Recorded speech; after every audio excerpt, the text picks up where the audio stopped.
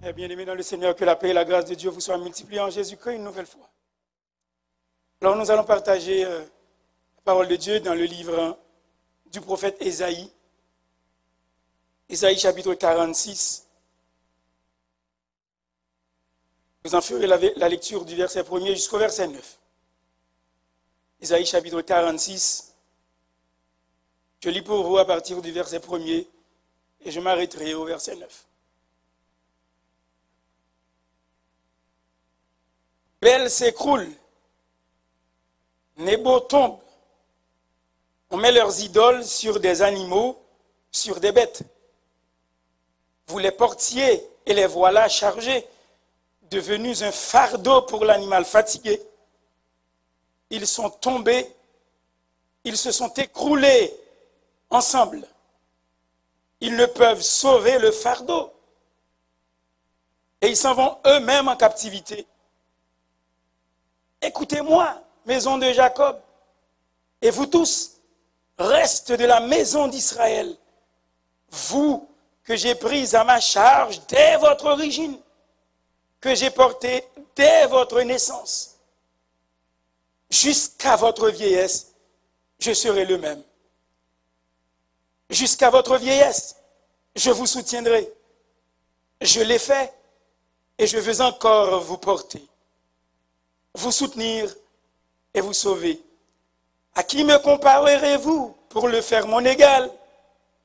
À qui me ferez-vous ressembler pour que nous soyons semblables? Ils versent l'or de leur bourse et pèsent l'argent à la balance. Ils pètent un orfèvre pour qu'il en fasse un dieu. Et ils adorent et se prosternent.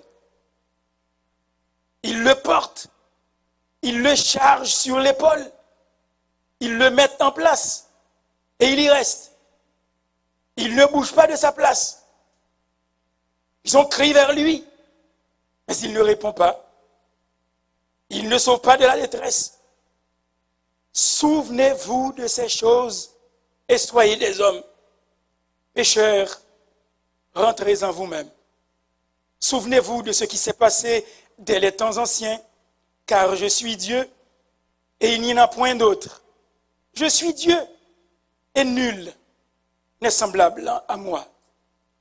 C'est ici, mes bien-aimés, que s'arrête la lecture de la parole de Dieu pour notre commune édification. Le soutien du Dieu des âges. Le soutien du Dieu des âges. Tel est là le titre de la réflexion aujourd'hui. Le soutien du Dieu des siècles. Le soutien du Dieu des âges. Et bien aimé, l'histoire du salut est le terrain sur lequel se livre la bataille entre la vérité de Dieu d'un côté et qui triomphera toujours, et le mensonge négateur du diable et de ses suppôts, qui est un aspect de l'aliénation humaine. Et bien aimé, parler, penser et agir selon la vérité, et cela, même dans les moindres faits de tous les jours, constitue un acte spirituel, car cela correspond à éviter justement l'emprise de l'ennemi sur nous. Cela constitue à éviter l'emprise de Satan sur nous. D'où l'importance d'une théologie vraie, d'où l'importance d'une vie authentique, de probité, d'affection pour Dieu. Cette vie authentique, d'affection pour Dieu, de probité, doit se manifester en toutes circonstances et en tout temps. D'où l'importance aussi, mes bien-aimés, d'un enseignement et d'une action fondée sur la vérité de la parole de Dieu. Mais qu'est-ce que la vérité? La vérité est tout ce qui est exposé au sujet du conseil divin, le Père, le Fils et le Saint-Esprit. La vérité, c'est le contenu de la foi qui doit être crue comme révélation. Cette vérité est le contenu, mes bien-aimés, de la révélation de la parole de Dieu qui doit être crue par la foi. Cette vérité se manifeste aussi par un souci accru de justice et de sainteté à Dieu. Cette vérité dégage une puissance de la libération morale, une puissance de la libération spirituelle. Ça veut dire, mes bien-aimés, en d'autres mots, vérité, parole, bon Dieu, casse les chaînes. Vérité, parole, bon Dieu, casse les chaînes.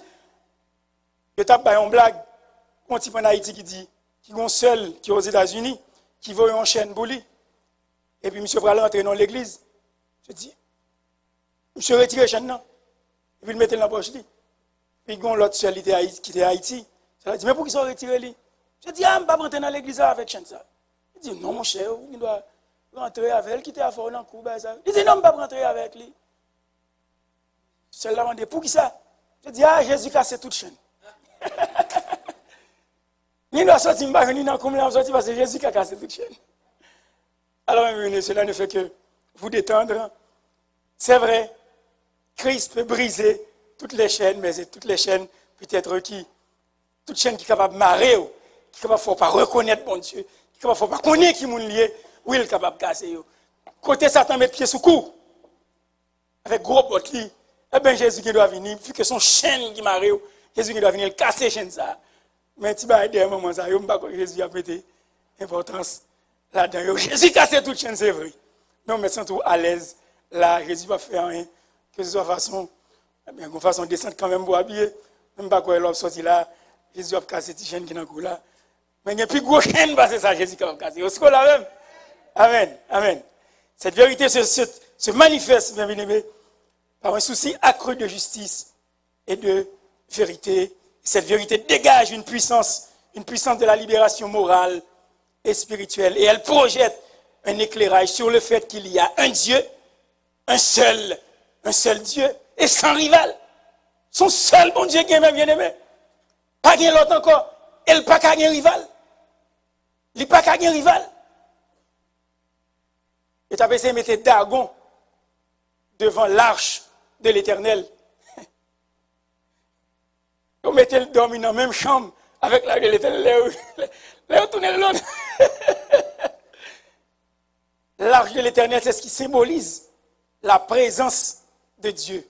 Et on prend une statue pour symboliser Dagon, le dieu des Philistins et des Cananéens, le dieu des divinités païennes. Le lendemain, ils face à terre, et bien, statue a cassé des bords parce que devant l'arche de l'Éternel qui symbolise sa présence, il n'y a pas de rival.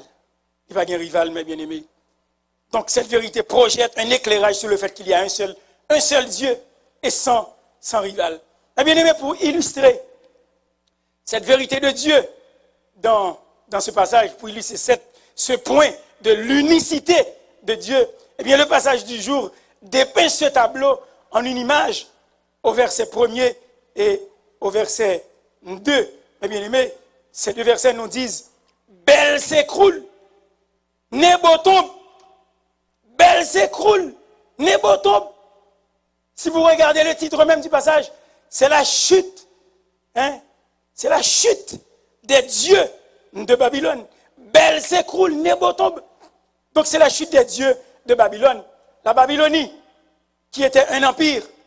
Mais Dieu a utilisé, au chapitre 45 d'Ésaïe, Dieu a utilisé Cyrus comme un instrument de son plan pour susciter ou provoquer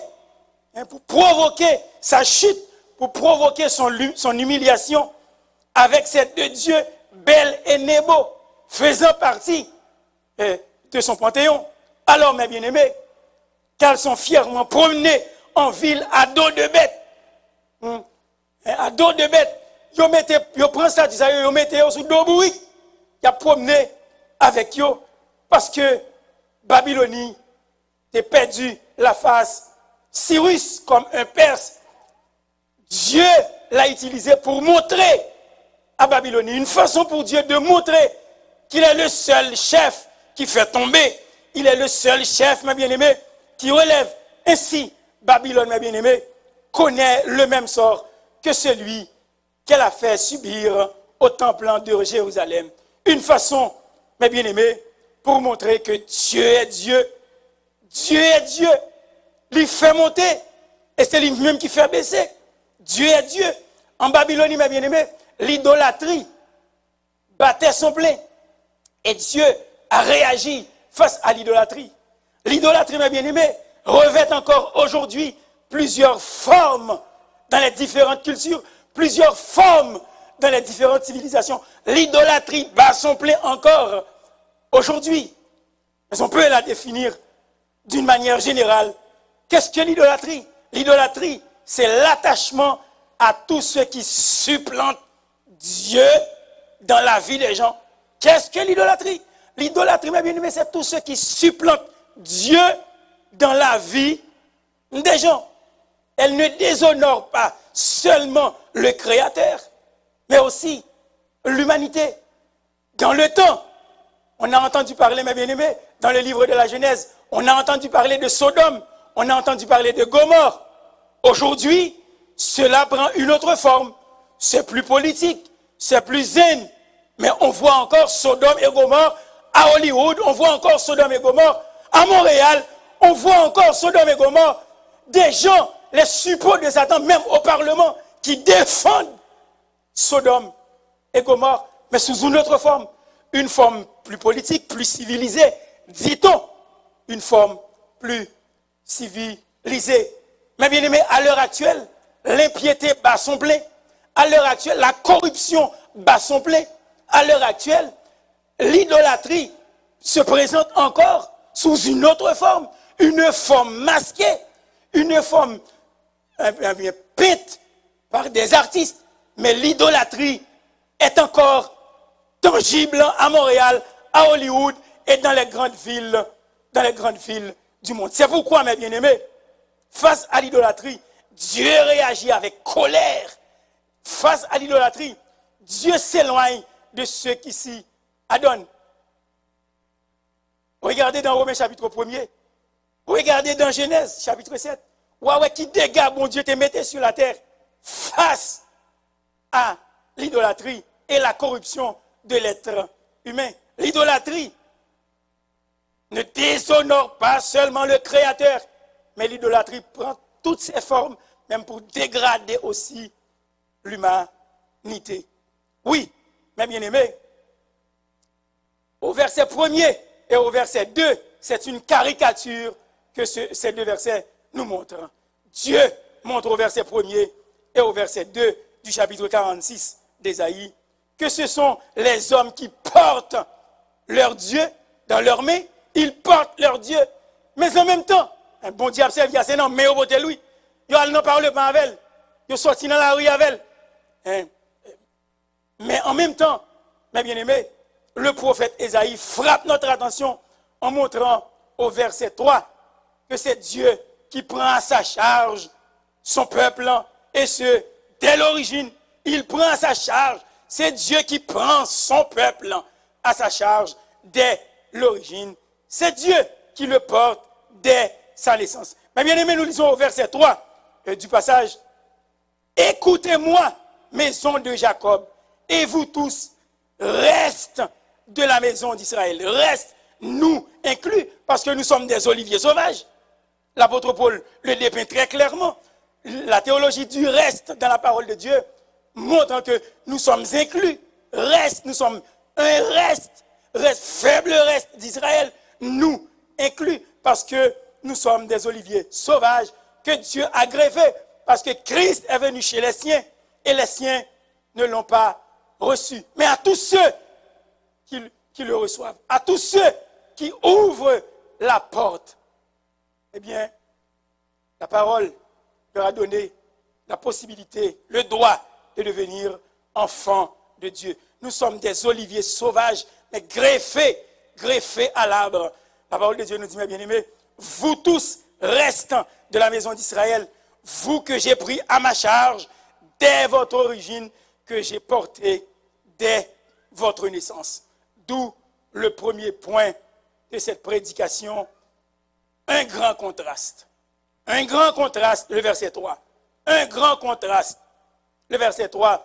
écoutez, maison d'Israël, et vous tous, reste de la maison d'Israël, vous que j'ai pris à ma charge, dès votre origine, que j'ai porté dès votre naissance. C'est un grand contraste, mes bien-aimés. S'il s'agit des hommes qui portent dans leurs mains les dieux dont ils sont les serviteurs, dont elles sont les servantes, s'ils portent dans leurs mains les idoles des dieux pour forcer aux bêtes de somme de s'abaisser afin de les charger de ce fardeau, en revanche, ou par contraste, nous les croyants, mes bien-aimés, c'est Dieu qui nous porte et nous prend à sa charge. C'est Dieu, mes bien-aimés, qui nous porte et qui nous prend à sa charge. Mes bien-aimés, la parole de Dieu nous dit que la terre est dans les mains de Dieu. Et bien plus, notre vie se trouve dans les mains du Créateur. Il nous prend à sa charge, mes bien-aimés. Dès notre tendre enfance, c'est Dieu qui nous porte, qui nous prend à sa charge. Dès notre tendre enfance, il nous porte sur les bras de sa fidélité. Il nous porte, mes bien-aimés, sur les bras de sa toute-puissance. C'est Dieu qui nous prend à sa charge. Deutéronome chapitre 32, et le verset 9 jusqu'au verset 11 déclare, à la page 228, nous pouvons lire ensemble, Deutéronome chapitre 32. Car la portion, je vous donne le temps de chercher ce passage-là avec moi pour que vous ne tombiez pas en sommeil. Deutéronome chapitre 32, verset 9. Car la portion de l'Éternel, c'est son peuple. Jacob est la part de son héritage. Il l'a trouvé dans une contrée déserte, dans une solitude aux effroyables hurlements. Il l'a entouré, il en a pris soin. Il l'a gardé comme la prunelle de son œil, pareil à l'aigle qui éveille sa couvée, voltige sur ses petits, déploie ses ailes, les prend, les porte sur ses plumes. Alléluia. Est-ce que nous sommes capables de lire le passage avec encore? Page 228, Deutéronome chapitre 32. Puissions-nous relire ce passage ensemble? Car la portion de l'Éternel, c'est héritage bon Dieu, c'est peuple. La portion de l'Éternel, ça maintenant, c'est peuple. Jacob est la part de son héritage. Il l'a trouvé dans une contrée déserte. C'est dans bois, c'est dans savane. Peuple bon Dieu, dans une solitude aux effroyables hurlements. Que fait Dieu? Il l'a entouré. Il en a pris soin. Il l'a gardé comme la prunelle de son œil. Pareil à l'aigle qui éveille sa couvée, voltige sur ses petits, déploie ses ailes, les prend, les porte sur ses plumes. Mes bien-aimés, j'ai le plaisir de vous annoncer que Dieu nous entoure. Dieu nous entoure dans ses bras. Il a pris soin de nous. Nous sommes considérés, mes bien-aimés, comme les trésors de Dieu. Nous sommes considérés comme la prunelle de son œil, textuellement selon la parole de Dieu. Il prend soin de nous. Il nous garde comme la prunelle. Quand vous grenez, bon Dieu, c'est comme ça, regardez nous. Bon Dieu, gardez nous quand vous êtes boule gelée. Quelle belle image, mes bien-aimés, pour montrer. Parce que nous, en tant qu'êtres humains, nous protégeons notre œil. Nous protégeons notre œil. Nous protégeons notre œil, mes bien-aimés. Mais la parole de Dieu nous dit que le peuple de Dieu est considéré comme un trésor pour Dieu. Le peuple de Dieu est précieux pour Dieu parce qu'il est considéré comme la prunelle. Quand vous grenez, bon Dieu, c'est qu'on s'annouille. Il nous garde comme la prunelle de son œil. Pareil à l'aigle qui éveille sa couvée, voltige sur ses petits, déploie ses ailes, les prend, les porte sur ses plumes. Nous sommes les trésors du Tout-Puissant, la prunelle même de son œil, et ce, dès notre naissance. Donc, mes bien-aimés, le deuxième point de cette réflexion, le soutien du Dieu des siècles. Le soutien du Dieu des âges, c'est un soutien indéfectible. Le soutien du Dieu des âges, c'est un soutien, un support indéfectible. Mais bien aimé, pas seulement depuis notre origine. Bon Dieu prend soin depuis là où tu es dans votre moment. jusqu'à ce qu'on ait l'argent d'y sous des pieds. Bon Dieu prend soin dès notre origine. Dieu prend soin de nous dès notre naissance. Mais bien aimé, la Bible va plus loin que cela. La Bible dit, au verset 4b, jusqu'à votre vieillesse, je vous soutiendrai. Oh, cette parole est pour quelqu'un ici aujourd'hui. Cette parole, je suis persuadé que quelqu'un va se retrouver dans cette parole. Jusqu'à votre vieillesse, je vous soutiendrai. Je l'ai fait, dit l'Éternel. Et je veux encore vous porter, vous soutenir, vous sauver. Il déjà fait déjà. Il fait depuis le fait. Il fait pendant vie. M'a continué à faire jusqu'à ce que ou vin grand monde sous bâton, m'a continué à soutenir non même, m'a porté au sous dôme, m'a prend quand couti égloyom prend mettre sous zèle moi et m'a volé avec ou m'a couvrir. Mais bien aimé, je suis sûr que moi je me trouve dans cette parole, mais cette parole n'est pas aussi seulement pour moi aujourd'hui. Elle peut sûrement polariser l'attention de quelqu'un aujourd'hui. Jusqu'à votre vieillesse, je vous soutiendrai. Je l'ai fait, dit l'Éternel, et je veux encore vous porter. Vous porter comment? Comme l'aigle qui prend ses petits et qui les met sur ses ailes. Je vais vous soutenir et je vais vous sauver. Bien-aimé, Dieu est tout-puissant. Dieu est tout-puissant. Mais s'il est une chose que Dieu n'est pas capable de faire, c'est bien abandonner le croyant. Dieu est tout-puissant. Mais s'il y a une chose que Dieu ne peut pas faire, c'est d'abandonner le croyant. Par la bouche du prophète Ésaïe, Dieu déclare, jusqu'à votre vieillesse, je vous soutiendrai. Même leur arrivé sous bâton, ou vin tonton, ou pas qu'à marcher encore. Courant la vie, envie porter ou aller, jusqu'à ce que cheveux blanches, argentés, ou à sous bâton, mais moi l'Éternel m'a toujours soutenu. Moi l'Éternel m'a porté ou secours. Je l'ai fait, je vais encore vous porter sur mes ailes. Mais bien aimé, s'il y a une chose, même si Dieu est tout-puissant, s'il y a une chose qu'il ne peut pas faire, il ne peut pas abandonner ceux qui investissent confiance en lui. Amen. S'il y a une chose qui est impossible pour lui d'accomplir, même s'il est le tout-puissant, c'est d'abandonner ses chers enfants. Mais bien aimé, si David vivait encore aujourd'hui, et si on pouvait lui poser cette question, qu'est-ce qu'il pense à la vieillesse des gens? Qu'est-ce qu'il pense de cette déclaration percutante que jusqu'à votre vieillesse, je vous soutiendrai? Si nous pourrions demander à David aujourd'hui s'il vivait encore sur cette terre, certainement, David nous répondrait, je ne connais pas tout le mystère de Dieu. C'est vrai. Mais je sais une chose, et je l'exprime dans l'un de mes livres. Au psaume 37, versets 23 à 25, David déclare, l'Éternel a fermi les pas de l'homme et il prend plaisir à sa voix. S'il tombe, il n'est pas terrassé car l'Éternel lui prend la main. J'ai été jeune, j'ai vieilli et je n'ai point vu le juste abandonné, ni sa postérité mendiant son pain. Amen. David dit, Gombagaï, il connaît lui-même. Il ne connaît pas tout le mystère de Dieu, mais il connaît un bagaille. C'est que l'Éternel a fermé les pas de l'homme. L'Éternel a fermé les pas de l'homme et il prend plaisir à sa voix. Vous imaginez bien, bien-aimés, que nous pouvons donner du plaisir à Dieu dans notre façon de marcher, dans notre façon d'investir confiance au Dieu créateur et sauveur. Il prend plaisir en nous. David dit, si cet homme qui fait le plaisir de Dieu tombe,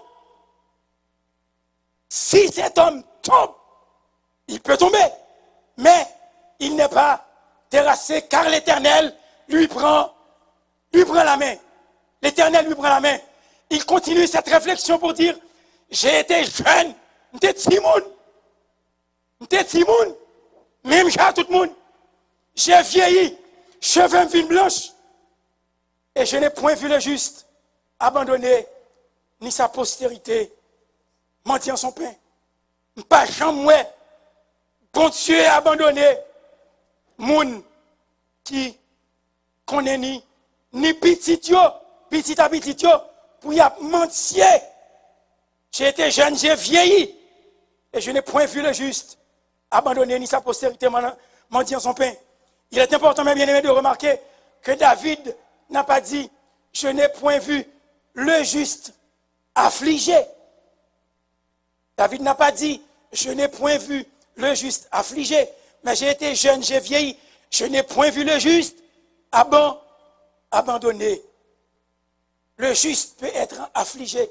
Le juste est sujet même à la chute, mais l'Éternel lui prend la main et il n'est jamais abandonné. Le verset 28 nous dit, au même chapitre du psaume 37, car l'Éternel aime la justice et il n'abandonne pas ses fidèles. L'Éternel aime la justice et il n'abandonne pas ses fidèles, mais ils sont toujours sous sa garde. Ils sont toujours sous sa garde.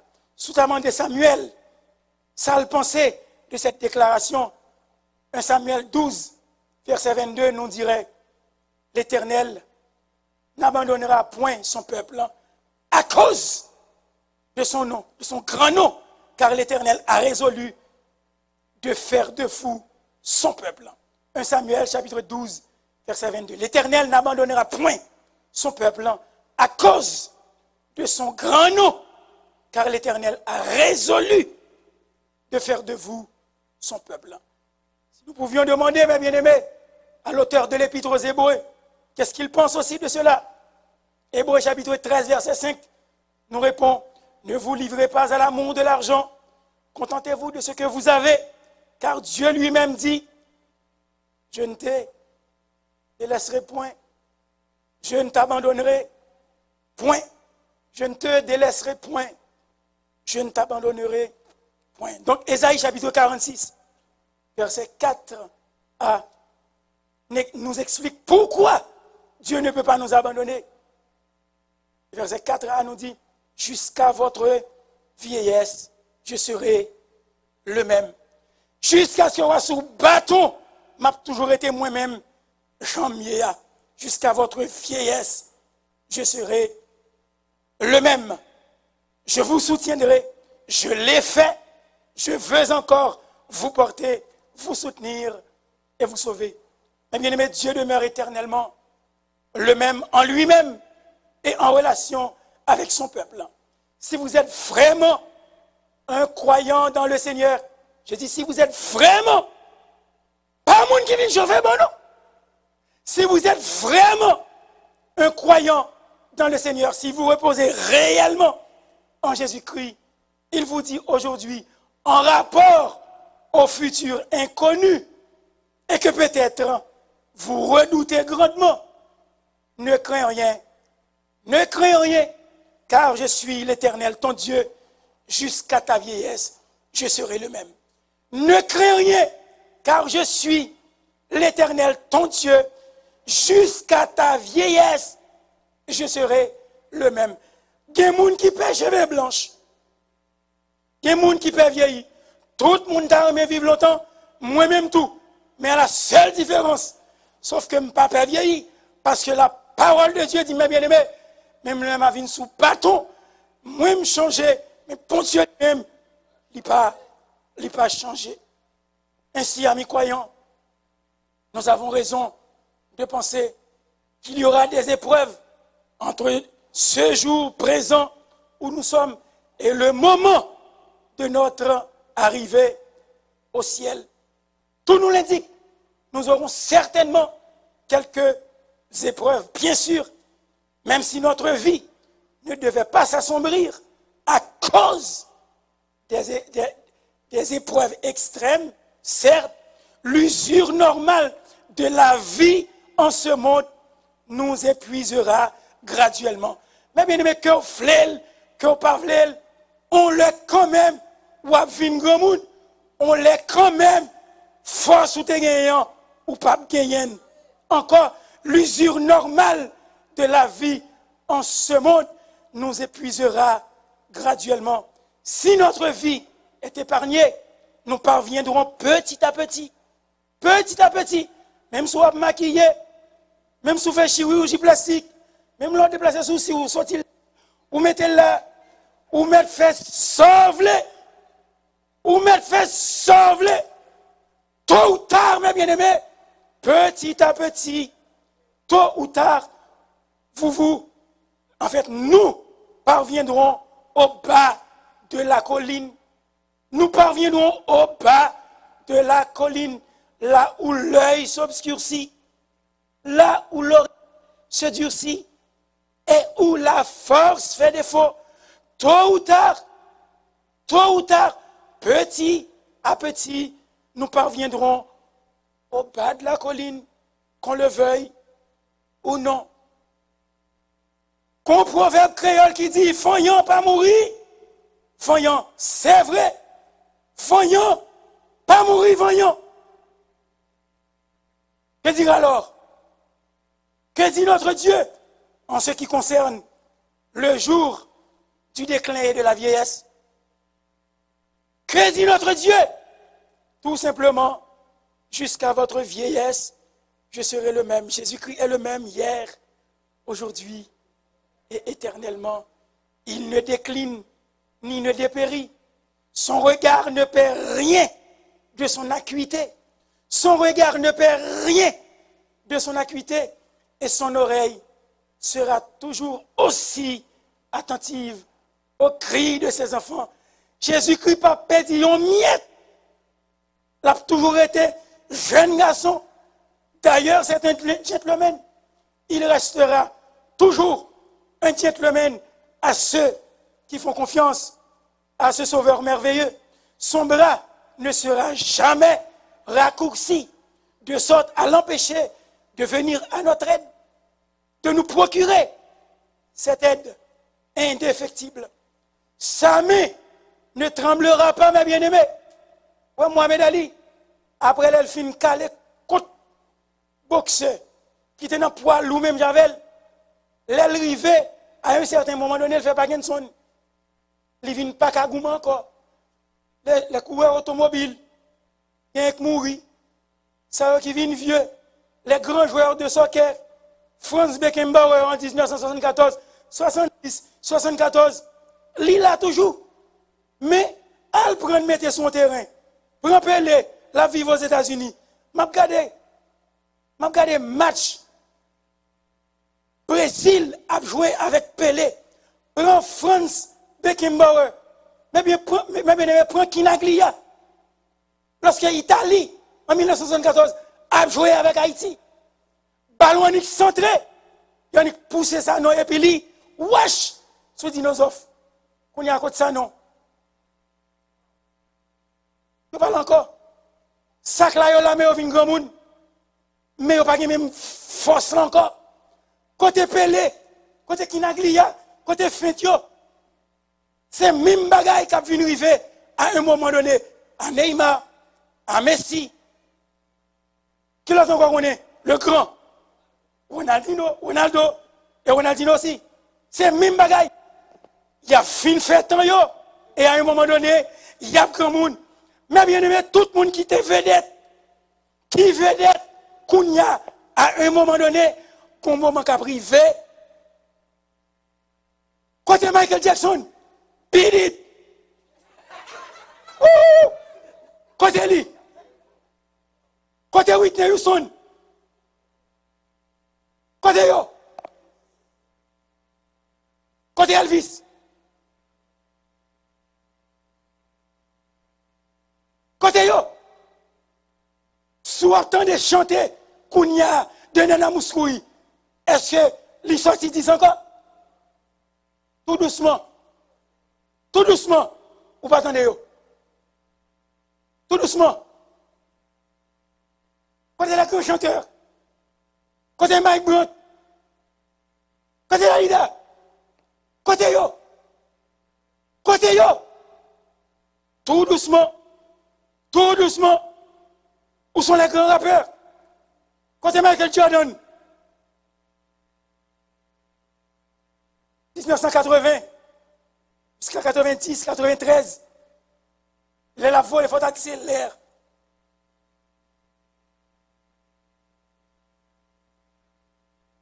Les grands d'aujourd'hui aussi. Hein? Les grands d'aujourd'hui aussi. Prenez les grands joueurs du hockey. Capitals de Washington fait champion là. Et celui qui était en vedette, c'est Ovechkin. Un jour viendra. On attendait cette coupe.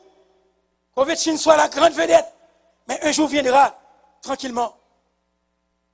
Tranquillement. Tranquillement. Il cédera pour d'autres. Ils céderont pour d'autres. Mais bien aimé, la parole de Dieu nous dit, le bras de Dieu ne tremblera pas. Il va jamais la tremblade qui prenne. Il a toujours été jeune, petit garçon, et là prend soin de monde qui connaît noni. Le changement, mes bien-aimés, est inscrit dans la constitution de toute créature mortelle. C'est vrai. Le changement est inscrit dans la constitution de toute créature mortelle. C'est vrai. Mais l'Éternel, quant à lui, ne prend pas un rite. L'Éternel, quant à lui, ne prend pas un rite. Au jour où nous ne pourrons plus porter de fardeau, au jour, mes bien-aimés, où nous aurons même le mal à nous porter nous-mêmes. Bonjour, même propre tête, oui. Ou pas qu'un comme il faut. Ou a besoin de support au monde. Il y a qu'un mais même on l'aime monde qui a mon nom, il a besoin de monde pour qu'un men. Le Seigneur, lui, nous portera comme l'aigle sur ses ailes, comme l'aigle porte ses petits sur ses ailes. Tout comme dans notre jeunesse, il nous a porté comme un agneau sur ses épaules.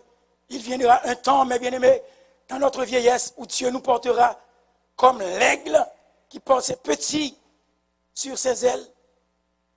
Il nous portera encore dans les années de notre infirmité. Il nous a créés et il prendra soin de nous. Quand nous devenons un fardeau pour nos amis, mes bien-aimés, quand nous serons un fardeau pour nos parents, oh, mon propre maman mourit. Maman mourit il y a 2 ans et quelques mois. À un moment donné, mes bien-aimés, lorsque les dernières années de sa vie, elle devait la passer plutôt à l'hôpital qu'à la maison. Ça fatiguait les parents, les amis. On aimait maman, mais il fallait aller à l'hôpital après le travail, courir ici et là. Il fallait dormir parfois à l'hôpital. Cela devenait un fardeau. Mais l'amour nous commandait d'aller voir maman. Mais à un moment donné, mes bien-aimés, on l'aimait bien, mais elle est partie. Elle est partie. Elle est partie. Et Dieu prendra soin de nous lorsque nous deviendrons un fardeau pour nos amis, un fardeau pour nos parents et pour nous-mêmes. Le Seigneur ne nous repoussera pas. Il nous soutiendra. Il nous prendra. Il nous portera. Il nous sauvera plus pleinement que jamais avant. Ne craignons pas la vieillesse, mes bien-aimés. Ne craignons pas la vieillesse. Prenons de l'âge avec grâce, puisque le Seigneur lui-même est avec nous dans la plénitude de sa grâce. C'est pourquoi nous parlons du 3e point. Un Dieu incomparable. Il finit de faire toute bagaille ça pour vous, mais il demande qui ça mieux exactement. Un Dieu incomparable. Le verset 5 nous dit, par la bouche du prophète Ésaïe, Dieu dit, à qui me comparerez-vous pour le faire mon égal? À qui me ferez-vous ressembler pour que nous soyons semblables? Qui moun ou capable prendre, mettez devant mon Dieu pour dire, ah, monsieur, c'est même avec lié. À qui me comparerez-vous?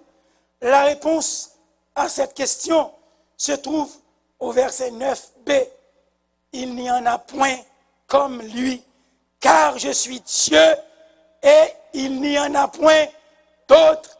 Je suis Dieu et nul n'est semblable à moi. Mais bien aimé, pour tout ça, pour Dieu, fait pour pas de monde sous terre qui semble à elle.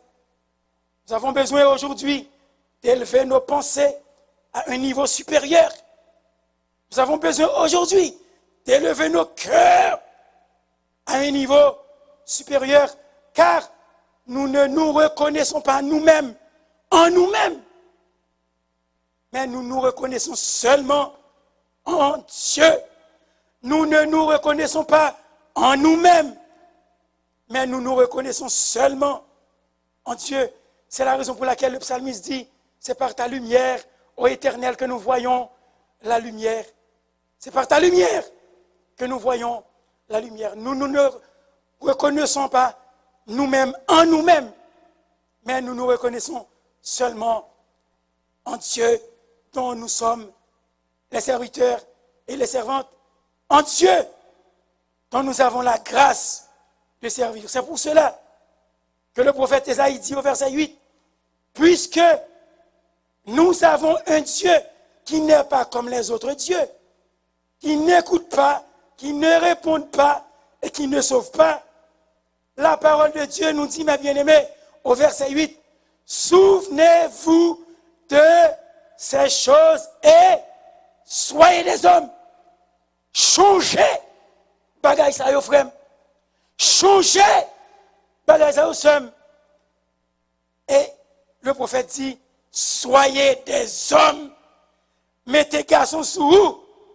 Mettez femmes sous vous. Là où t'es jeune, avant même que vous te connaissez bon Dieu. Ésaïe chapitre 45 nous dit au verset 5, il nous a saints avant que nous le connaissions. Il nous a saints, il nous a entourés. Depuis l'on était jeune, il nous a nourris, il nous a revêtus, il nous a protégés comme un refuge, il nous a couverts de ses plumes comme l'aigle qui voltige. Il nous a portés sur ses ailes. Il a entrepris de se lier d'amitié avec nous quand nous donnons nous-mêmes à lui. Et il en a fait aussi. La même chose, lorsque nous nous donnons à Dieu, il se donne aussi à nous. Il nous fait du bien au moyen de ses plus tendres paroles de promesses. Il nous a pris en charge. Mais bien aimé, un temps d'épreuve peut nous confronter. Un temps d'épreuve peut s'abattre sur nous. Oui, un temps d'épreuve. Mais bien aimé, les épreuves peuvent nous mettre torse nu. C'est vrai. Certaines maladies, certaines infirmités, parfois nous affaiblissent. Visiblement, nous sommes affectés dans le temps et l'espace. Certainement, mes bien-aimés, nos possibilités humaines et nos perspectives terrestres peuvent être à court et deviennent en déclin graduellement. Tout le monde a fait pom-pom, qui t'a fait pom-pom, fait le kounia, parce que qu'on l'a privé. Mais nous continuons, mes bien-aimés, sans peur de la vieillesse, sans être intimidés ni ébranlés, car le Seigneur pourvoit à nos besoins. Il pourvoira toujours à nos besoins. Il ne nous abandonnera pas. Il nous soutient jusqu'à notre vieillesse. Il chemine avec nous. Mais bien aimé, Dieu marche devant nous sur la route de la vie. Dieu nous soutient jusqu'à ce que nous atteignions l'autre bord, là où se trouve la maison paternelle de félicité. Car il est celui qui commence, qui fait son œuvre en nous. Mais comme je vous l'avais dit la semaine passée, il est aussi celui qui finit. Parce qu'il, bon Dieu va commencer en rien avec nous en tant que croyants pour le quitter nous en route. Il est un Dieu sans égal. Il est un Dieu dont personne ne peut le rivaliser. Et il nous exhorte aujourd'hui, mes bien-aimés, en nous disant, changez, souvenez-vous de ces choses et soyez des hommes. Souvenez-vous de ces choses, changez de et soyez des hommes. On pourrait aussi mettre, soyez des femmes, mettre garçons sous, mettre femmes sous pour servir mon Dieu. Suspendre, marcher pour marcher. Souvenez-vous de ces choses depuis votre origine, dès votre naissance. Je vous ai pris à ma charge jusqu'à votre vieillesse. Je serai le même jusqu'à votre vieillesse. Je vous soutiendrai. Mes bien-aimés, nous avons vu aujourd'hui un grand contraste, qui était le premier point. Un Dieu qui se distingue totalement des autres dieux. Un Dieu qui est le Dieu de tout autre. Qui est le Dieu de tout autre. On met les dieux de ce monde dans des parlements. On se promène avec eux sur des chevaux. On les montre avec un micro en main. Mais Dieu, notre Dieu, c'est lui qui nous porte. Il nous porte comme l'aigle fait aux aiglons. Il nous porte sur ses ailes. Le deuxième point, c'est le soutien du Dieu des âges, un soutien indéfectible jusqu'à notre vieillesse. Ou fin sous terre, ou à partir quitter la terre. Mais bon Dieu a toujours gardé où il nous soutiendra. Et ce soutien sera toujours indéfectible. Et en fin de compte, comme troisième point, nous avons vu un Dieu incomparable. À qui me comparerez-vous pour me faire l'égal? À qui me comparerez-vous pour me faire l'égal?